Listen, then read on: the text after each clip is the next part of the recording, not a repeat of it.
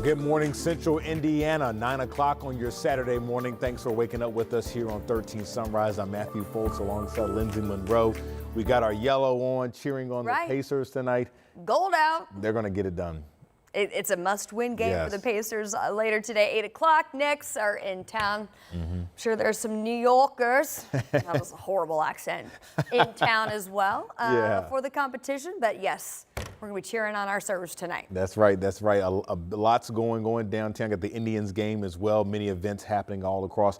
Great weather. But if you are heading out this morning, Lindsay, a little delays on the northeast side, you said, right? We've got some construction that has several travel lanes blocked on 465. This is as you come around the northeast side. So it's 465 where that goes from northbound to westbound, kind of right here at the I-69 ramps. So due to that and the fact that there's only one travel lane getting through right there at Allisonville Road, we are starting to see the slowdown developing. So this is a look at some stop and go traffic that extends down past 71st Street, 465 northbound here on the northeast side. And this is going to be a weekend long construction project. So I want you to be prepared for some slowdowns there on the northeast side of town. Now we have seen a little bit of rain action on radar, not a lot. These are basically just sprinkles. So I wanted to zoom in a little closer to where this is happening down near Brown County, starting to wrap up there. A few more showers kind of redeveloping near Ellettsville. This is pushing into Seymour. Not going to last long. Again, this is very light, and it all initiated with this boundary that's moving through this morning, and that's going to be a game changer as far as changing up our wind direction, finally pushing out that stagnant low pressure zone that's been hanging out over the past several days, keeping things cloudy, cool. That all changes today. With that being said, again, it's a cold front, so it is going to bring in more of a northwesterly wind component today, and that will keep our temperature near average, just below it for some. 62 currently in Indy, it's 57 in Kokomo.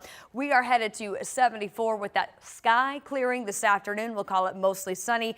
Later today, we'll talk about the return of some much warmer temps in the 80s in your 7-day forecast.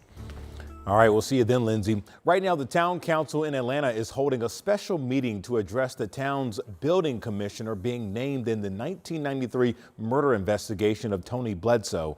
Our Anna Chalker joins us live from Atlanta. And Anna, we know this meeting that's happening right now is closed from the public, correct? It is just for the town council members that just started. And I'll tell you, there are people behind me waiting to get inside for that 10 o'clock meeting. That is going to be a public meeting. We're waiting to see exactly what's going to go on, but we know they're going to be talking about the employment of Andy Emmer. So this meeting comes after a canceled meeting on Tuesday, but rescheduled because of the state police arrest in 53-year-old Thomas Anderson of Arcadia for the murder of Tony Bledsoe back in 1992. So you may be asking how this involves Emmer. Well, according to court documents, Anderson told police that Emmert was the person who killed Bledsoe over stolen car parts. And in October, state police did search Emmert's home, seizing 2 classic cars, the same kind that Bledsoe drove. And then also court records say the police recovered a knife from a safe in Emmert's house that matched the description given by Anderson. And to note, Emmert is not facing any charges and has not been named a suspect in this case. And I will tell you, Matthew, we just spoke with Bledsoe's son, Ryan. He came here for this meeting, lives in Oklahoma.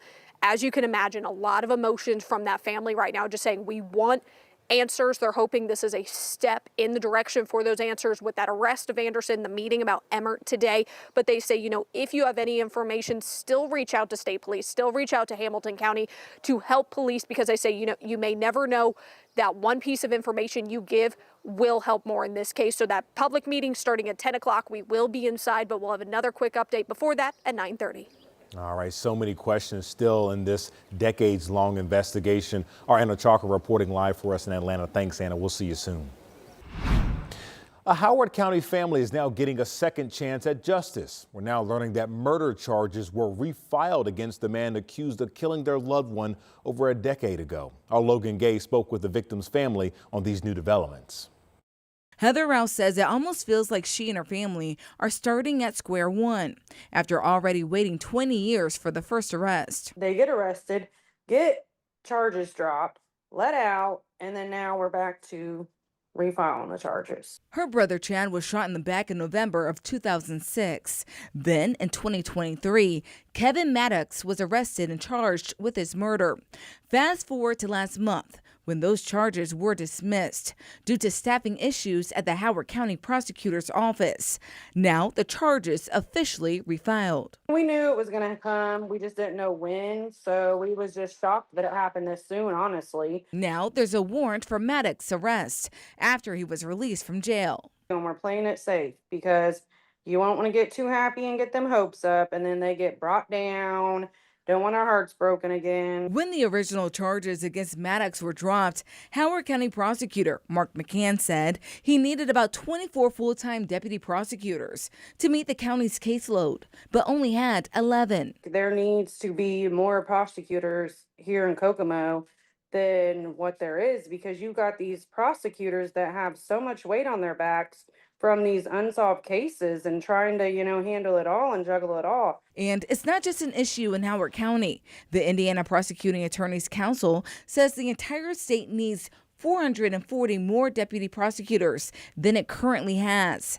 Now, the Howard County Prosecutor's Office is asking for an additional $1.5 million to add 21 people to the payroll. We got to think about the families too here. Like, it's not fair to some of us. Or to the victims. And the Rouse family says Chad has waited long enough. It'll mean everything to us to get justice.